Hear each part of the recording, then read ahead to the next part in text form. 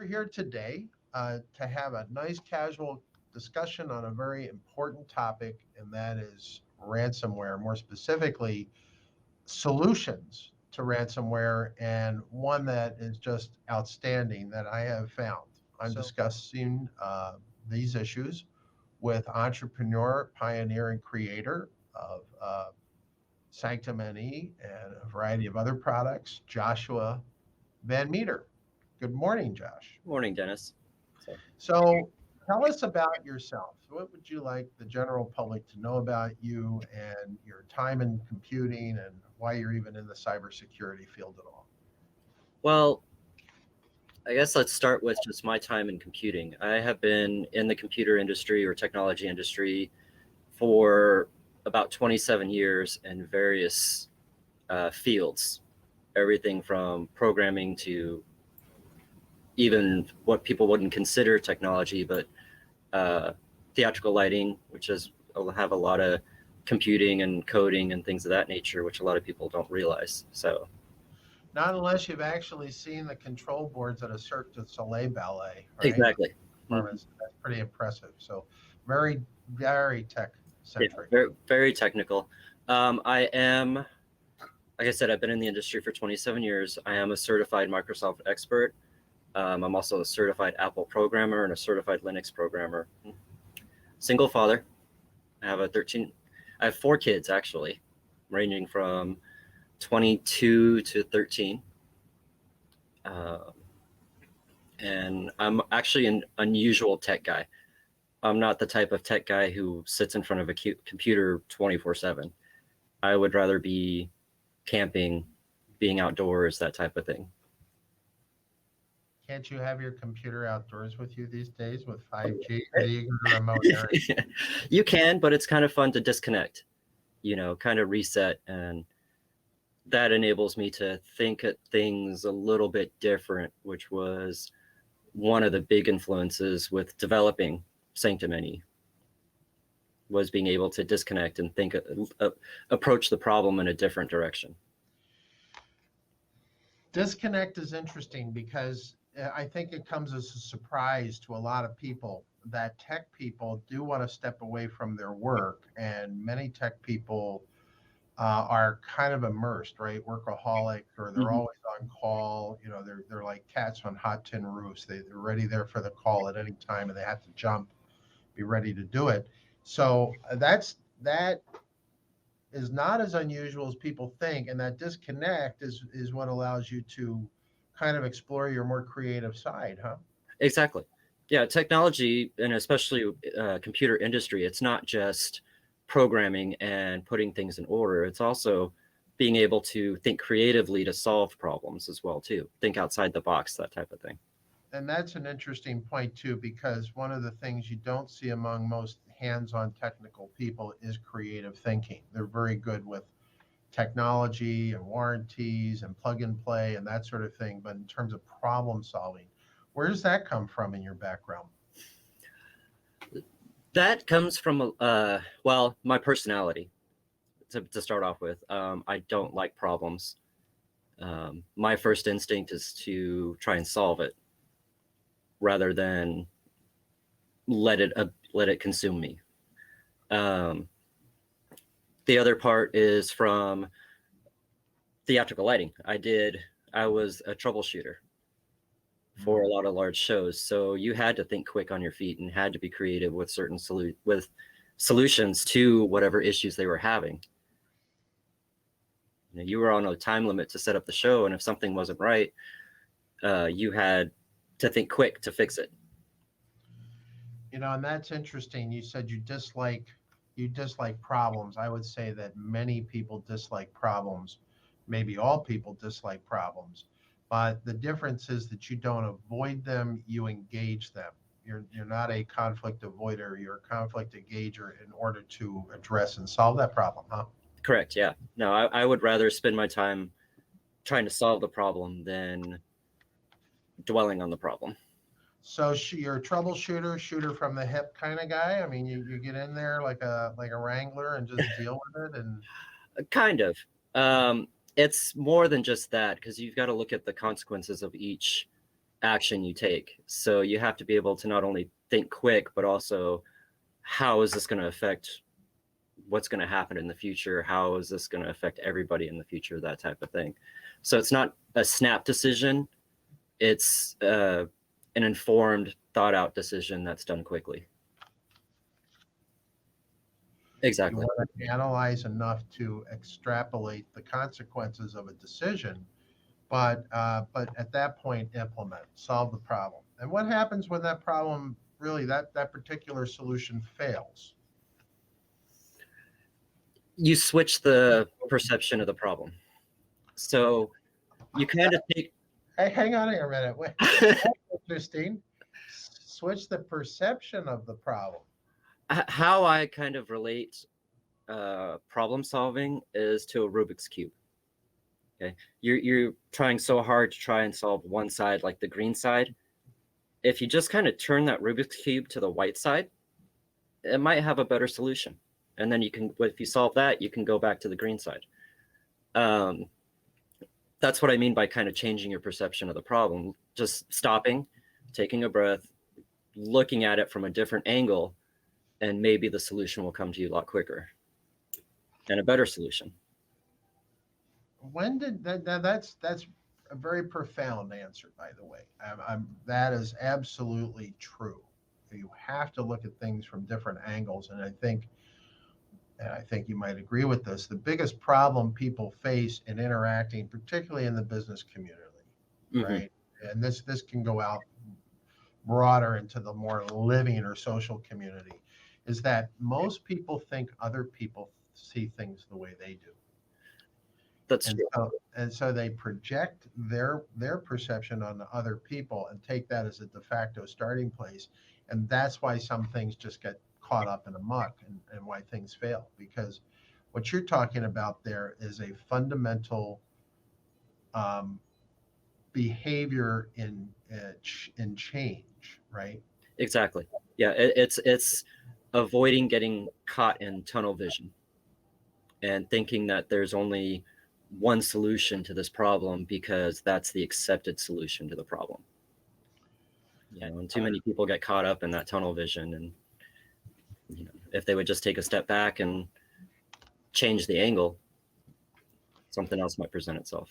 Yeah, even slightly. And if you can do that fast enough on the fly, then it's almost like a rapid fire trial and error. Well, let's see how this goes, see how that goes. One of the things that we're working with a client on right now is performance of a database solution. And we don't know if it's because their VM server is undersized. We don't know really what it is. Pretty certain it's not the Java, program itself, but we're making modifications there as well. And you don't know, is it hardware? Is it virtual? Is it user queries out of control? Are they clicking the mouse too often?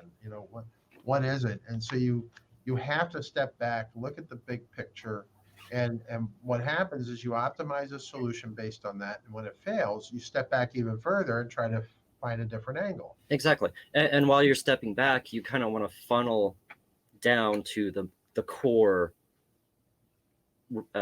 cause. Well, and that's an interesting statement there in the medical field. That's called ruling out, right? Medical doctor, medicine today particularly is what I call risk minimizing and single threaded. They spend time testing you in order to rule out possibilities rather than necessarily rule in. Exactly. There's a lot of liability with putting your name on a final diagnosis, but there's no liability when you're going through the practice of trying this and trying that and trying this, and your goal is to eliminate possibilities. In the computer field, you don't have a lot of time in that, right? In the computer field, we have the end user experience and their interaction with the software. We have the software application. We have the operating system. And in some cases, we have the localized hardware, and then we have a network to more remote hardware like servers. Exactly. Yeah. And the end user experience is the main thing that you got to keep in focus. It's got to be user friendly. That's one of the big points with software development programs in general. If it's not user friendly, there's such an impatience in the world right now. They're not going to take the time to learn it.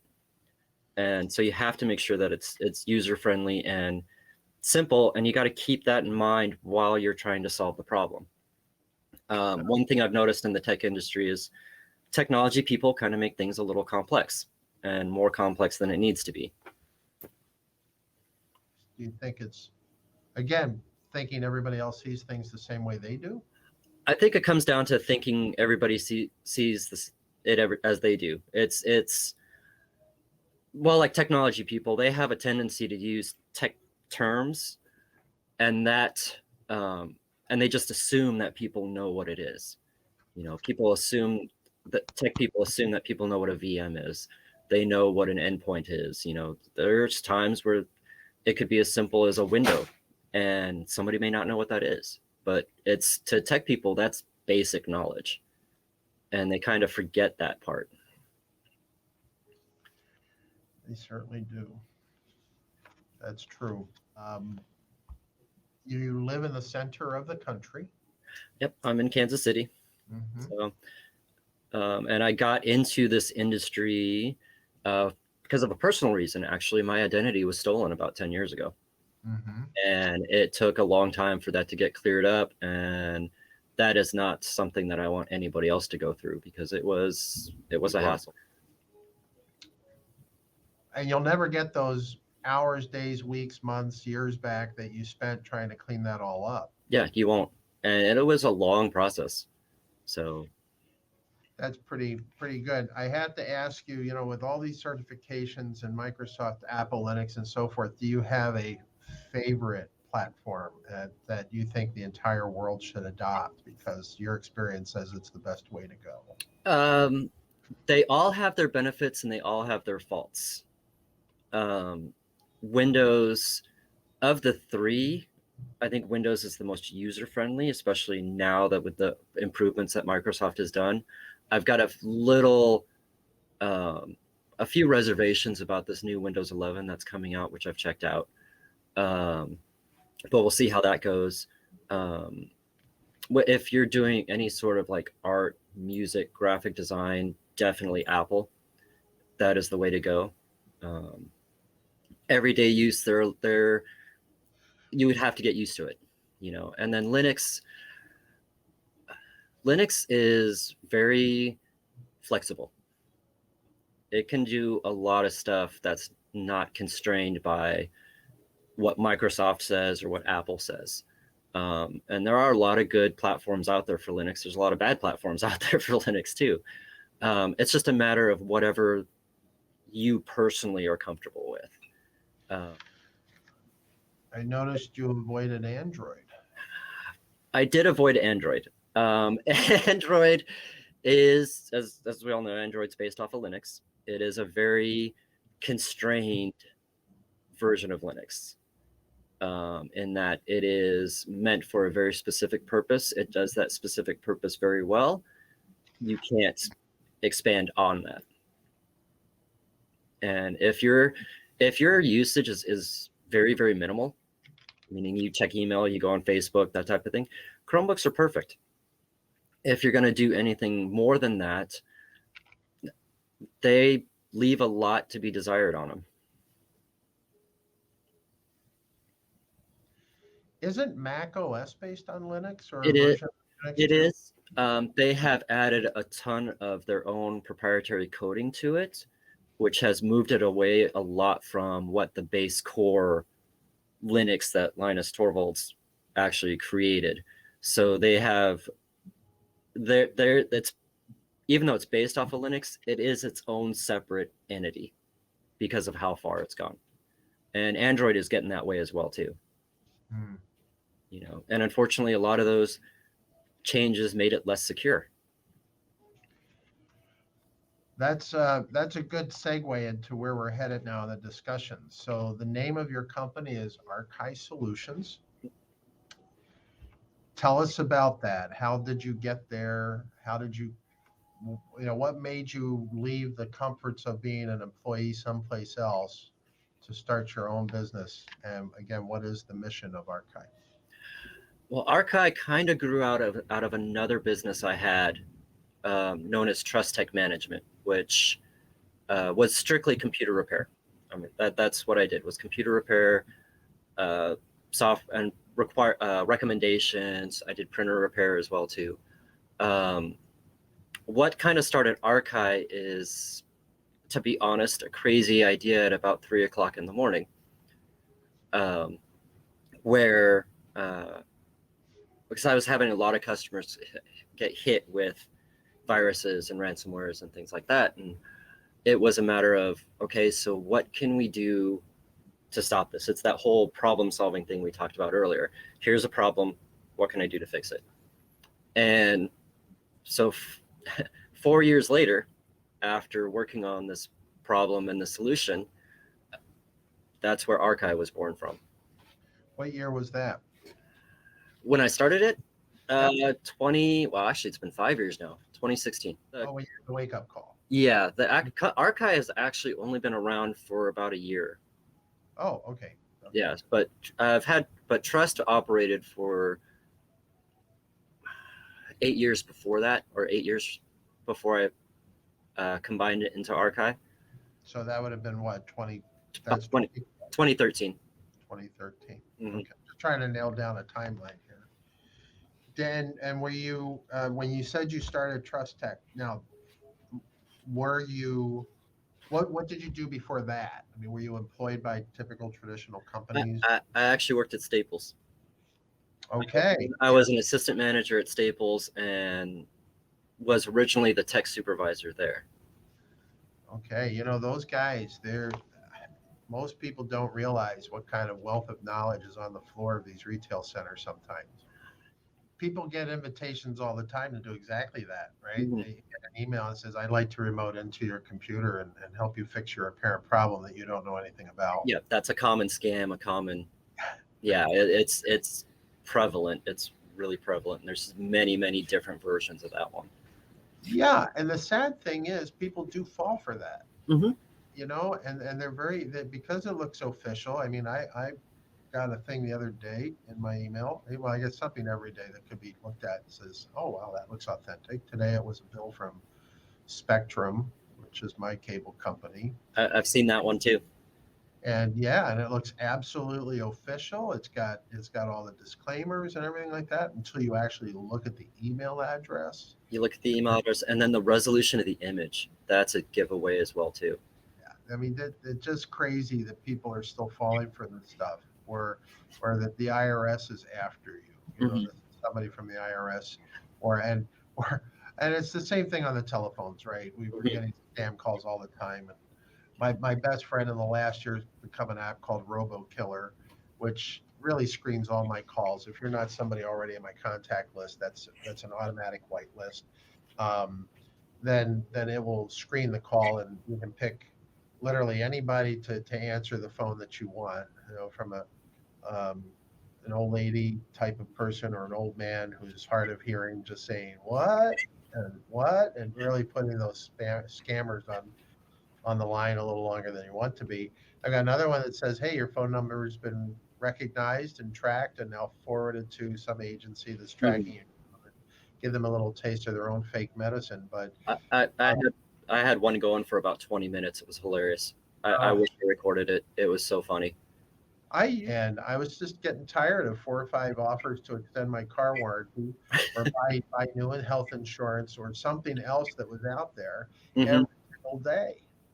And now I can live comfortably knowing that the 2 or 3 or 4 calls I do get directly on my cell is handled. I mean, it's a handleable, knowable person, and that the anonymity that shields these spammers and scammers and everybody else that's out there is horrible. And you know, apart from you taking it upon yourself to manage that information, manage those contacts, manage those lists, you have no recourse. You just keep getting bombarded by them. Exactly.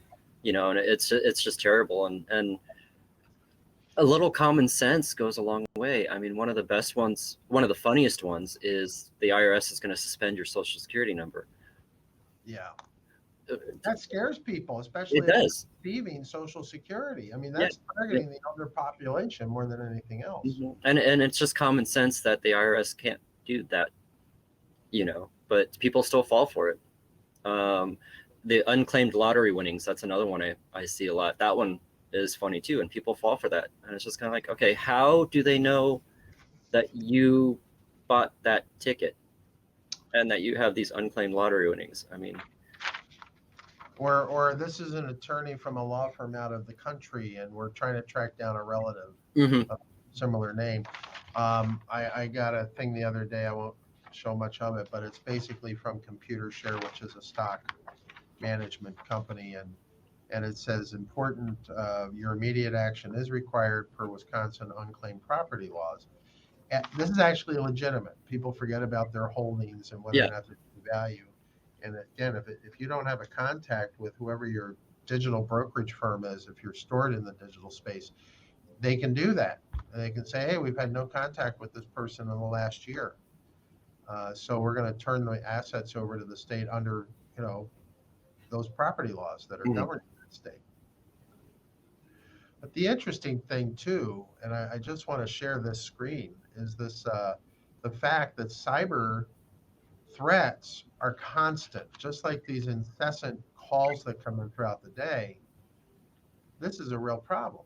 it is a real problem, and unfortunately, it's not being reported enough. The media is so focused on the big ones like FireEye, SolarWinds, Chaosa, which was the one that just happened. They're forgetting about the little ones that hit. Every what I think the last statistic had it at 8.4 seconds that somebody gets hit. Well, according to this, it depends on what the geography is of that. This is a real-time map right Mm-hmm. now. It's talking about, you can see a lot of things are coming into the United States. Yep. And we can actually zoom in and see more detail of that if we choose, and actually see, where these things are happening. I'm probably screwing up FireEye's map here a little bit, but even the quantity of these, and it's no surprise that they're coming from everywhere to everywhere. I mean, Mm-hmm. cyber intelligence, cyber espionage, countries are spying on each other all the time. And the thing with the internet to date is that every message on the internet that's transmitted is broadcast to every place else on the internet. It's only listened to by the target machines that it's intended for. But the reality is, it's like a radio. People don't understand. It's like a radio station. You don't control who hears it, and you have even less control over where it spreads. And then in these cases, even if the data is encrypted, the fact that they can even recognize from the message header where it's coming from and where it's going, that's an issue. It is. So these protocols go all the way back. A lot of people don't realize this, right, Josh? That these protocols that have really driven the internet for the last uh, uh, 50 years of development are really based on ham radio protocols from World War II. Exactly.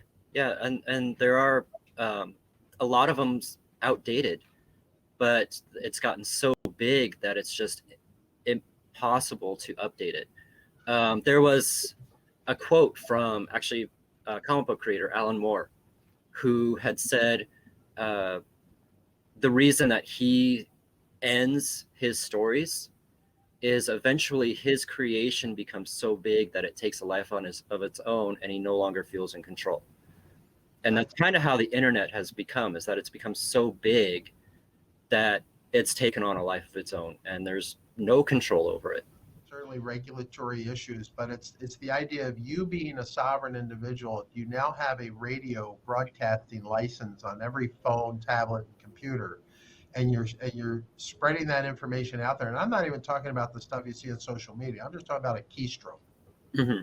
That's being broadcast to the world, Yeah. and it happens, on the order of milliseconds, and people don't realize that by doing that, they literally are putting themselves at risk. They make themselves vulnerable and exposed. And that brings us back to your movement from technology management and servicing systems and servicing people and providing advice to this inspiration of Archai solutions. Let's talk more about that. And you're creating companies is boring, so we can say we did this. a year or so ago. I know that you have products. We do offer solutions that are focused on solving the threat of ransomware. Uh, the whole how it came about and the thought process, and I guess the inspiration was, what is the core, or what is the end game of these ransomwares? What is the end game of these hackers? And it's money. And if we remove that option from them, then that makes these ransomwares and these ineffective, because they're not making money, which is what they're after. Instead of trying to protect the information, why not just turn the cube and remove the goal? And that was kind of that was the whole thought process behind it. So how did you take this idea and turn it into a practical solution? Lots of frustration, lots of blood, sweats, and tears, and just sticking with it. This was such a different thought process to this problem, that it was kind of going back to the whole tunnel vision thing. It was hard not to get tunnel visioned into trying just to protect it. It was keeping that one goal of removing that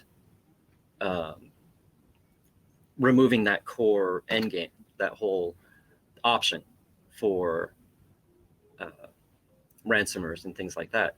And one of the ways that we did it was analyzing viruses, analyzing ransomwares, and breaking them down to their core, but just tearing them down to their core. You know, a ransomware and a virus is still a program. A program is still based off of coding. You know, it is going to do what it is programmed to do. And so based off of that, we went, okay, well, how can we stop it from doing what it does? Not necessarily we can, but we can prevent it from causing any sort of damage. And that was one of the big things that we had come across. Instead of trying to worry about the next new virus, instead of trying to worry about the next new breach, it was, okay, let's set those aside and let's worry about how are we going to recover. Because I hear that's a lot in a lot of interviews with tech experts and things of that nature, where they want to anticipate the second breach. How are you supposed to anticipate a second breach? Is it through these bug bounties? Is it through other things? Is it through other methods? Is it analyzing your own network? And then what? You go through and you publish them, and you're basically handing the hackers, oh, here's another vulnerability you can exploit. Mm-hmm. You know, Yeah. So that we did not base it off of trying to anticipate a second breach. What we focused it on is entirely remediation and recovery completely as quickly as possible. And treating each event as an individual event that can basically repeat it. Isn't that a big issue with ransomware? It is. There's no guarantee that once you've paid it, that they're not going to come back and double dip or triple dip, or some other group of hackers is going to issue a claim. Exactly. You know, it's the whole cybersecurity industry is reactive. It is being reactive in nature. Someone gets hit, they react to it and they go and fix the breach, and then they get hit again and they go at it and they fix that breach. They're not being proactive enough to kind of think outside the box and stop worrying about the breaches and worry about why they're doing it and why. Back in the day, when I was a young professor, they did an article on me and the work I was doing in computer security. Now, back in the day, when I was a young professor, they did an article on me and the work I was doing in computer security. Now, and in that particular article, I have to say, this is a long time ago. I said then, as I stand by it today, and as you just said, people aren't willing really to pay for preventive security techniques. In fact, they're only going to drop money after an issue, almost like you said. You were saying that the cybersecurity industry is reactive. I still think it's not so much the industry because there's a lot of good research and a lot of good technology being developed. I think it's the end user, and that's not just personal use, but that's also businesses. They're, but it's always been reactive. I mean, you're even saying when you didn't really probably think much about identity theft. You knew what it was and so forth and so on until you lost your identity and had to recover it. Same thing with whether it's Colonial Pipeline or JBS or any other company, Garmin, these companies that have been hit with ransomware, there certainly have been the opportunity for preventive measures, very, some might say draconian, but in the private sector, you can be draconian. The public sector is a little bit different. Government's a little bit different because they're the penumbral constitutional right to privacy that we all possess as individual. Mm-hmm. And since the citizens' decision recognizing corporations as sovereign individuals for a completely different reason, the fact of the matter is that corporations also function in their self-interest and have a penumbral constitutional right to manage that. And frankly, if you compare the United States and its cybersecurity laws to elsewhere in the world, we're behind, and we always have been. We are, but we're very Laws, behind. yeah. Go ahead, make a comment on that. It's very behind, and unfortunately, a lot of businesses, a lot of individuals they're aware of the problem, but they don't think it's a problem until it becomes a problem. And we're making strides now because it has become a problem, instead of acknowledging that it's a problem back when they were aware of it. It's a lot of this. I mean, a lot of this legislation and stuff that's going through now has been a reaction to SolarWinds. It's been a reaction to a lot of the other breaches that have happened. Well, and these, as you've noted, these are not going away as long as there's a profit motive, but we'll revisit that in a moment. With the revolution going on with 5G and the new security protocols that we saw introduced in 4G LTE, this idea of broadcasting your messages at large is going to go away, right? If you're familiar with the new protocols Mm-hmm. that are really the key to 5G is that it's not just a cellular upgrade. It's not just faster speeds and broader bandwidth. It's a whole new set of communication protocols, including something called isolated functional groups, which will establish a communication path between you and the other endpoint. Mm-hmm. Virtually unviewable, unseeable, uncapturable by any other party on the internet. True?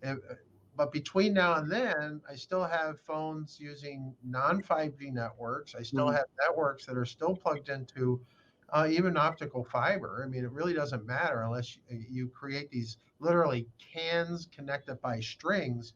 You're playing a piano in a symphony hall. Mm-hmm. Exactly. There's a need for people to crack down and realize that there's an issue. Now, tell us where you came up with Sanctum. So Sanctum was, as I mentioned before, based off of that, remove the end game, remove the end goal of these ransomwares. Don't even make it an option anymore.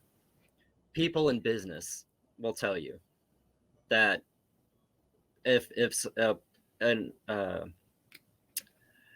endeavor is not profitable, they're not going to follow that endeavor. And ransomware has become a business. It's become a way of life for some of these people. And if you remove that profit, if you remove that end game, that end goal, they're not going to pursue it anymore. It's monetized. It has, yeah. It is called ransomware as a service. I mean, everything's as a service on the internet these days, even criminal processes like exactly. That. There are sites where they're known as drive-through ransomware. So you can actually go to the site, purchase a ransomware, and it's got instructions on how to launch it, how to do all this stuff, all built into that. And the person even buying it doesn't have to know anything about computers because it's all spelled out for them. Is this dark web stuff, or is this just out there? I mean, you can it's dark ransomware as a service and get somewhere. It's mainly dark web. There have been a few that have popped up on the normal internet, but they've been shut down pretty quickly. But they do pop up, and even though they get shut down quickly, a lot of times it's not quick enough. That's true. I remember a couple of years ago, the guys at our office setting up a new server, and we left for dinner and came back, and there was a ransomware message on it. No keys had been depressed, nothing else had happened. Hmm. Immediately disconnected the Ethernet cable, and then proceeded to restart and reinstall from scratch.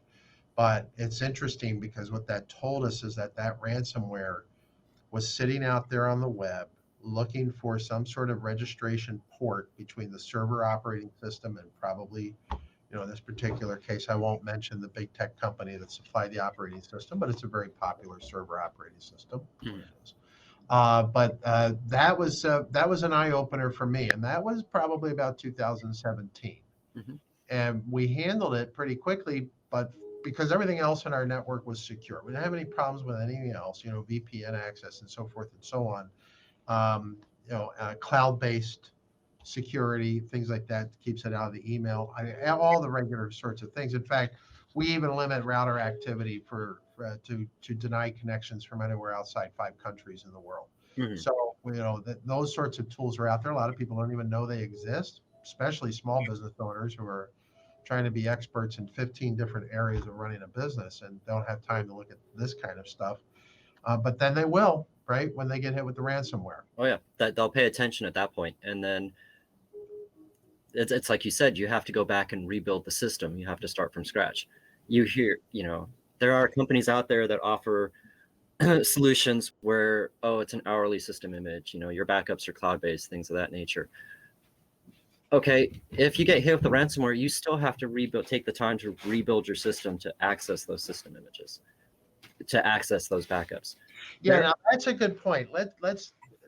I don't think people realize. I don't think the average person realizes what's involved in restoring uh, back to normal services, and it begins with the fact that they just put a lot of faith in the quality or the integrity of their backups. Mm-hmm. They may not even know that they have a problem with their tape or backup or NAS technology until they go to try to restore. And then they find out that all sorts of files are corrupted or the backups haven't been running without failure notices. Again, not in the big enterprises that have huge IT departments and people there monitoring this stuff, but I'm talking about the small to mid-sized companies. Exactly. There are these small and mid-sized companies. And there are the ransomwares are getting intelligent about this. There you can see, as you analyze certain ransomwares, that there is a plan. For example, Maze or Condi. Those are two that do this. They supersede the protocols on the backups themselves. So it doesn't appear to be anything unusual. Your system is still doing the hourly backup. The problem is that it's doing an hourly backup of encrypted information. Those two ransomwares will hit your backups first and take away any sort of remediation that you may have, and then it'll kick in and activate. Many, if not most companies, do not have a good approach to solving the ransomware problem. In fact, until you had your crowdfunding on your product, I didn't know about you. I didn't know about your thought process, but it is definitely out of the box thinking to say, hey, what is the root cause of ransomware, but the root result, right? The end game result, which is the profits. You make it unprofitable. You remove the incentive, and for all intents and purposes, will they all go away? No, we still have to have a solution. We have to have a solution to remediate, as you said, the infections. And your solutions don't just address ransomware, but pretty much all viruses and malware, doesn't it? They do. They do address all sorts of viruses, and as kind of a happy accident, they will also solve a lot of operating system corruptions that just happen from normal use of an operating system. It's a quicker. I don't want to use this term, but that's probably the best one I could think of. It's a quicker restore to solve any sort of corruptions or issues with the operating system itself. So it's not just ransomwares, but like you said, it's also viral infections, a lot of other types of malware. It does take care of. Now, before we continue this discussion, one of the things that I think we need to say in transparency is the fact that your solution, because of corporate restrictions imposed by Apple, does not apply to Mac OS. That's true. Okay? Yeah, it does not apply to Mac OS. It is strictly Windows and Linux compatible. I want to get that out of the way, because if people are sitting there and they have a small company or graphics design company, they've got Macintoshes, you can't really protect against that vulnerability unless they implement something like reverse VPNs and all sorts of other things to isolate the Macs from the network even further. Exactly. Yeah. And your example is very good. With protection, they're trying to create walls to prevent penetration, but all the hackers have done is they just get bigger ladders. Exactly. Or they get more shovels to dig in and around it. But the point is they can bulldoze or punch holes in those walls. If they didn't, then why would we need subscriptions to our antivirus malware type software programs, which are updated every single day? Mm-hmm. And there isn't a day that goes by, and I have them. I mean, I have cloud-based protection. I also have server-based protection, and I have protection on my local machines. And I always see them being updated, always being updated. And without that, but it doesn't. Does it really protect and prevent? The answer is no. No. It doesn't. They do. So knowing that these guys, I don't mean to cut you off. No, you're fine. So knowing that these guys and these people, these criminals out there, are going to find a way to penetrate. And of course, the counter on that, the counterintelligence, are these companies that are selling these annual licenses for protection software. The reality is it doesn't work, because if your subscription goes down, you're down. Or somebody comes out with some completely new technology, and as you said, Windows 11's coming out. When you get a new operating system, there are gaps. People don't understand that when you put in a new system, you're also creating gaps. Mm-hmm. You are. And so there's a whole new generation of malware that comes with that. There is a whole new generation. And then one of the fundamental faults of an antivirus system, and actually any type of security system, is user error. One of the things that I've noticed that people ignore is that little pop-up window. Do you want to allow this program to make changes? That tells your entire computer that that program's okay, or that coding is okay. The antivirus is going to ignore it. And that's how a lot of these email antiviruses kick through. And that was one of the things that we tried to remove with Sanctimony, was that user error.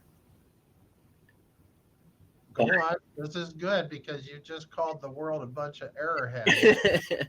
And it's not necessarily the error that occurs here is a judgment call that requires a human factor that is often overlooked. That's fine. Everybody can accept that. I've seen it many times with people, not necessarily on my machines, because I am very much aware of what's going on. But I have a lot of clients who are not tech savvy people and do click through and say that's okay. And like you said, many times that's coming in through an authorized email. Authorized by who? By you, the user. Mm-hmm. Exactly. And it's not really it's just a lack of knowledge. That's all it is. It's just a lack of awareness of how important that is, because there's been no focus put on it. So it's not really airheadedness, as you had said. It's more just a lack of knowledge. Nobody's taught them that that's important. Nobody's taught them that is. And that's all it is. It's just a lack of knowledge. And that's one thing that the whole cybersecurity industry has been lacking in for a while, is just teaching people, everyday people, just the basics, just simple little things that they can do to help protect themselves. Well, I call that technical ignorance. You got people who do not have an appreciation for really what's involved. For example, a small business, they have a website, they sell primarily to a local regional community of other businesses or consumers. Why do they have a site on the World Wide Web that lets 209 countries attached to their website? They don't know that they can limit it. Right, and they don't realize that that's a huge vulnerability. So, and just in this session here, we're addressing some things that are takeaways. Exactly. You know, that there's a lot of things there's a lot of simple things that small businesses, individuals can do to help their security. It's not just one program that's going to protect them from everything. There's multiple steps to help that program, help that antivirus program to do what it's supposed to do. The Internet of People and the Internet of Things and People, for example, the smart grid, the ability for the electrical system to transmit digital data, smart highways, smart cities, smart cars. You know, these driverless cars, or at least these early models of them. You talk about the fact that they're vulnerable to accidents because the sensors are not quite aligned right. Well, what happens if somebody issues ransomware or a virus that attacks those machines? I remind people that what runs these cars are computers. And as we progress more and more into the wireless smart society that's inevitable, assuming we don't all wipe ourselves out beforehand and throw ourselves back into the cave days of old prehistoric days, and prehistoric is any time before the 1970s when the internet really started taking shape, right? That's prehistoric relative to the internet. We don't do that, we're going to have a lot of problems. Don't you agree? We are, and collateral damage to ransomware is getting more and more serious. What wasn't reported with Garmin when they were hit was it not only knocked out their systems, but it also knocked out the GPS for a lot of airlines. There's recorded cases overseas and actually in the United States as well too, hospitals being hit. And their systems are so integrated that it's not just their computers at the reception desk or the intake desk or anything like that, but heart monitors, ICU, those are all interconnected now. And that can cause a lot of issues. And that collateral damage is becoming more and more serious. A few years ago, I guess on the Garmin issue, we're fortunate that happened last year during COVID when a lot of the travel was down, right? Yeah, we're very thankful, but that's a lot of things that a lot of people don't take into account either, is just the collateral damage of what a ransomware can do. Do we know for a fact, or do you have a reference on the fact that knocked out the airline GPS solutions? There is an article, I'll have to track it down, but it was an article. It wasn't, I think it wasn't CNET. I don't remember who it was, but I can track it down.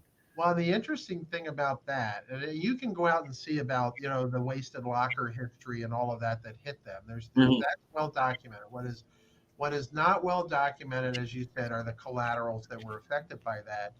And nor would there be, because companies can afford to pay big reputation organizations a ton of money to push those kinds of news items way, way, way, way down on the search engines. Exactly. You have to go digging for that type of information. And yeah, you know, it's just tragic how much collateral damage is starting to be affected by these. Yeah, and even then, there's the fraud of the actual ransomware itself, because you may pay. I think the FBI has even said that there are victims out there who pay the ransom but never get the decryption keys. So they're stuck with wiping their systems, right? Let's talk about the conventional. They have to wipe their systems. They have to go to their possibly sketchy backups. Hopefully that's not, you know, hit with images of the ransomware. Restore from that, which takes time. I see that with these multi-terabyte drives now in people's machines and in these servers. If they're not cloud-based, they don't have a way of really managing their storage. They're going to be stuck with, again, backups from local network storage devices and things like that, or DLT, I think is still used, the tapes. So it takes a lot of time. It's wipe and recover, and then you're not going to recover to the hour or the minute. There's always going to be a day or more of lag, of missing data, and all that work has to be redone. Yeah, there is always going to be that lag, and that is the accepted practice of recovery from one of these attacks. All right, so let's go to your remediation techniques. So our remediation techniques, instead of having like you'd mentioned, a cloud-based backup system or one centralized backup system. One of the thought processes behind our system was to have the computer itself take care of itself. And so instead of having just one system to rely on to back up, you're actually having multiple systems. All your systems actually can do it themselves. And what it does is that it actually recovers everything for you automatically. So you don't have to worry about, like you said, wiping the drive, reinstalling the operating system, things of that nature. It automatically does it. So it's not only just your data it's recovering, but it's recovering your operating system. So you can literally be back up and running in about an hour or two. And, this happens. You call us, we're like, okay, go take a long lunch. You'll be back up and running when you get back. And that eliminates the whole, like you mentioned, the whole overnight stress and things of that nature. Right, because that's exactly right. See, the people who've had to recover their personal identity cannot appreciate what you went through a decade ago. And I think that the vast majority of people have not experienced restoration. They might have restored an operating system back to a restore point, Mm-hmm. Which is kind of what we're talking about, but not.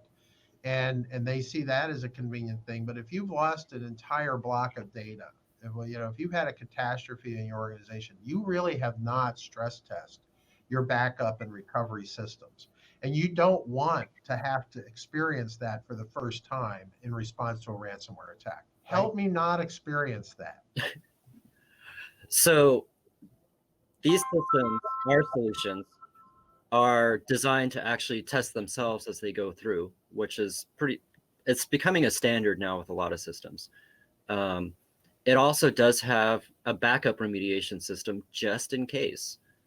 We've never seen any big failures with the first one, but we did install a second one just in case, which is an entirely different system than the first remediation system. As a just in case. So with these solutions, they do prevent you from having to go through the hassle of rebuilding your infrastructure to even just to get to your backups or anything like that. So, I think some of these NAS systems, I'm not going to mention brand names. They're out there. People know who they are. Businesses know who they are. I think they're largely based on Linux, aren't they? The majority of them are. Mm-hmm. They are based a lot on Linux. You still get a lot of other servers based off of other operating systems as well, too. Mm-hmm. So Linux and Microsoft Windows Server, Microsoft Windows, obviously, itself. Mm-hmm. I remember a few years ago, there was an unsuccessful company that tried to offer a cell phone with a Linux operating system on it. And it might be out there. I think it was LG or somebody had something like that. Now, the Sanctum is not just a software solution. It is a hardware solution. It is it's all focused from an encrypted hard drive that does have securities for the hard drive itself that the system runs off of. So it's not just a software solution. It is a combined hardware software solution. And I've been in the computer security field since 1983. And I've worked with federal systems divisions of big corporations, multinationals, and government agencies on implementing secure solutions. And they all involve hardware. Mm-hmm. There is no singular software solution. In fact, back in the days of when the original computer security standards were set by the Department of Defense in America, what was eventually published as the Rainbow Series, they had A1, B2, C3, different levels of designation. And Windows, Linux, Minix, and all these different variations of it have never exceeded the C3 levels, maybe C2. But they've never gotten above that to an absolutely secure hardware and software solution like you'd see as an A1. And by the way, there was only one A1 certified computer that was manufactured by Honeywell and Honeywell Federal Systems on a secure Unix-based operating system, and it was A1. Mm-hmm. I had one of those in my lab. In fact, in the cover article there, I'm actually leaning on it. So it's there's some visual proof of the fact that we actually had one of these things in our lab. We were the only ones outside the military. But we have to accept the fact that a truly secure solution for technology has to involve not just the software component, but the hardware component. And that is a distinction of your solution, right? That is a distinction. It is combined hardware, software. And so if I'm going to implement your solution, I'm going to have to replace my current hard drive with one of yours that's encrypted. Correct. Keep going with that. That's a good point. So with that encrypted hard drive, it's already secured, which is one of the big major things. And that's fine. I don't want to go down that rabbit hole for the benefit of the people. We're not going to. So you know what I'm saying? Yeah. It's a specially encrypted hard drive that, and by hard drive, we're talking SSDs, right? Correct. Yeah, it is an SSD. And we transplant your current software program operating system into our solution. So there's no loss of productivity or anything, or even unfamiliarity. It is your system being transplanted. We can come out and do the installation for you. You can send the computer to us and we can do it that way. We do have a network of technicians that also can assist with that have been trained in the system and how to do the installation. And they're coast to coast? They are pretty close to coast to coast.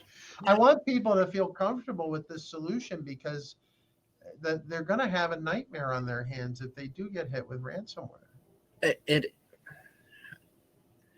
That was one of our main focuses of it, was being comfortable, because this solution is so outside the box that one of the big things we had to accomplish was familiarity, being able to make it easy to use, making it familiar for what there was. And that was one of the big obstacles we had, was taking their current computer as it sits right now, all their data, all their programs and everything, and implementing it into our solution.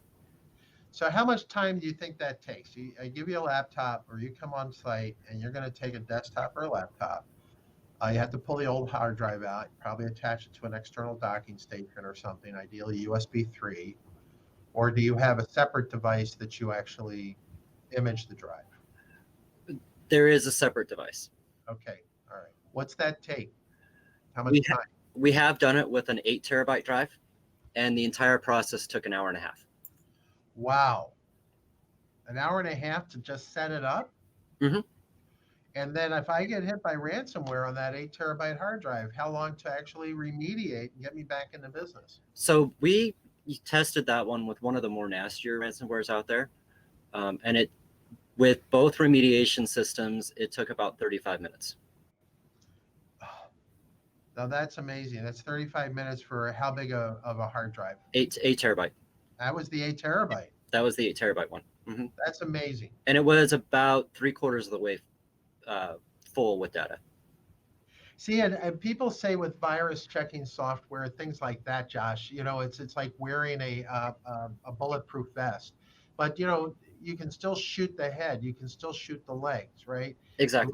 Unless you're entirely encased in bulletproof material from head to toe, you're not protected with those kinds of software solutions. Whereas with yours, it sounds like I'm completely encased in Kevlar and bulletproof anti-ransomware based on the hardware and the software.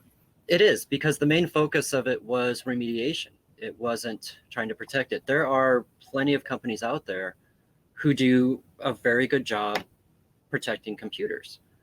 But if something gets through, and unfortunately it happens quite a bit, this system will take care of that and have you, it's basically like using your analogy, the Kevlar to protect your arms and your legs and get you back up and running. That's a vulnerability exploited right there, and I'll bet you most people don't know it. When we're talking about these companies that were infected with ransomware, there is no doubt that they had conventional virus and anti-malware software on their systems and networks. They did. There's no doubt about that. Yeah. So even that didn't protect them from these very, very aggressive ransomwares. No, it didn't. Wow. No. That's a takeaway. That's a takeaway. And you have to ask yourself, am I throwing good money after bad by having subscriptions to things that ultimately won't protect me, and it's only a matter of time before I get hit with a ransomware? Yes and no. It is good to have that protection. I mean, it is good to have that layer of protection over there. But if you're going to rely on it to be the only source of protection, that's not smart. Got it. That is relying on the bulletproof vest instead of the full body armor.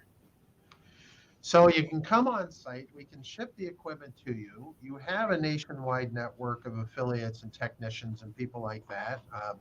I don't mind saying shamelessly that I am a supporter of your product. I was probably one of a handful of people that sponsored the crowdfunding.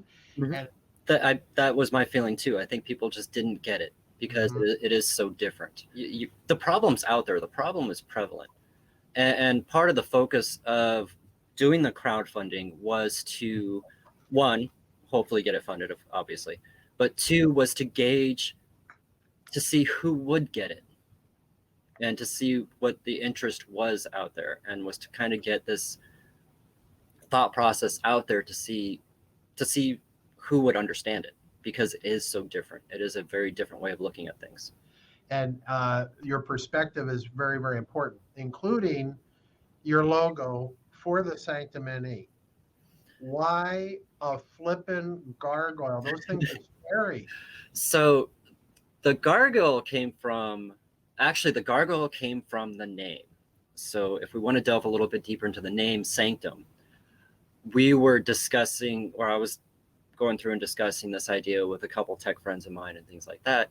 And one of them had kind of mentioned, so you're kind of creating a sanctum for the data. And okay, yeah, I was. And that's where the name kind of came from. And based off of that, the gargoyle, if you want to delve into the original purpose of a gargoyle was sculpted and put on these buildings to protect churches from evil spirits, or they were protectors. And the whole reason they were grotesque and everything was to scare away anything that was trying to get in there. Well, and that's a very good point, right? Isn't that's part of the definition of sanctum? It says a sacred or holy place. You're not creating that, but the second meaning is a private place where one is free from intrusion. Exactly. Now, in a sense, you're not preventing them from jumping in, right? Whether it's it's a private retreat, you're not trying to again build hedges of protection, walls of protection. Mm-hmm. You've got an answer once they have breached that to purge and sanitize that, and not just once, but every time they might be attacked by ransomware. Exactly. This system is completely reusable. You can use it as many times as you need to, and it works every time. We've through our testing, we had it set where one system was just getting hit and hit and hit and hit by ransomwares one after the other, and it recovered every time. Doesn't prevent anybody from entering, like you said, but we have a solution for when they do get in. Wow. And it's a win, not an if, unfortunately. Eventually, it will happen. Mm-hmm.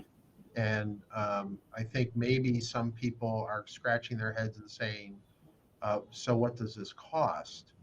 I'm not going to put you on the spot. I don't think that's appropriate because I know that you have published prices for different solutions at the server, at the network, at the individual systems level. I think if people are genuinely interested in this, they should examine what they're spending on security now, what they would spend if they did get hit by ransomware, take that cost, total that up, and put a price tag on that, and then call you to find out, or email you, or go to your website at archiesolutions.com and ask what it would cost.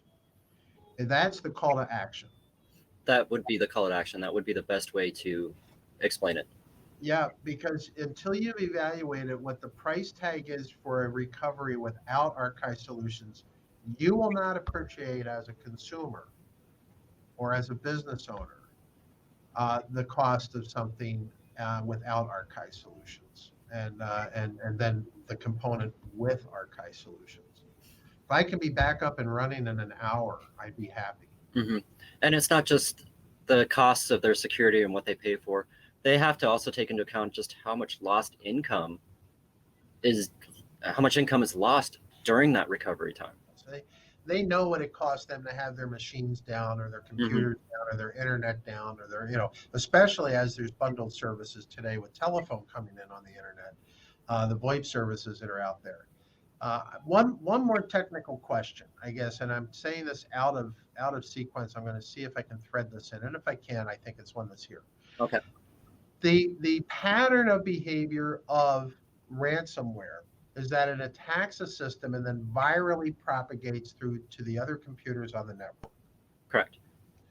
So if I start my sanctum, if I'm recovering on a system, it is necessary that all my systems on the network have this solution, right? It would be, yes. What prevents that ransomware from propagating? It really doesn't, and it doesn't matter. But what happens if it's propagating through a large wide area network infrastructure, and it's making the rounds to the point where it might not even come back into my network till an hour later or 2 hours later, but it will because it's going out propagating across my wide area network? How do you like that?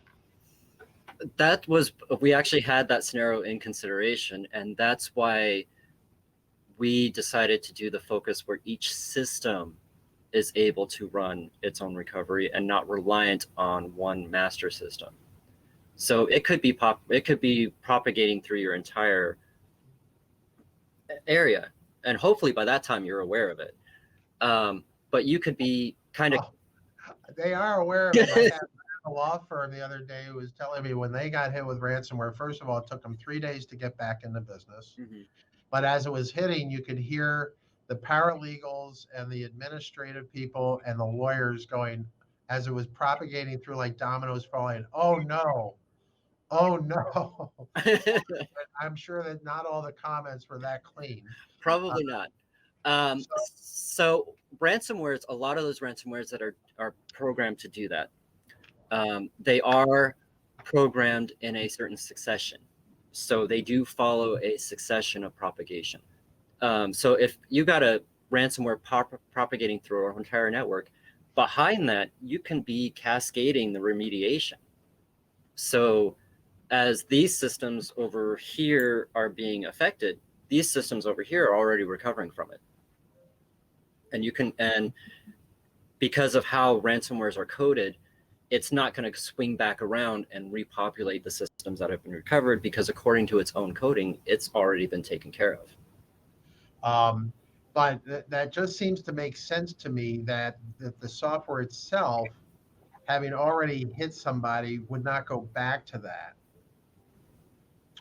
once remediated. However, the idea that if I do have a large wide area network and the propagation is wide area wide, that as systems are remediating, I'm not going to go into a network thrashing kind of condition where I'm going to get reinfected an hour or two later, and therefore I'm going to start remediating again. Hour or two later, I'm going to start remediating again, because that creates its own problems. That does create its own problems, because then you're just stuck in this loop of remediating, and you're not solving the problem. As I mentioned, ransomwares are a virus. They're a code. They're programmed to do a certain thing. And that was one of the things that we really delved into, was analyzing these ransomwares.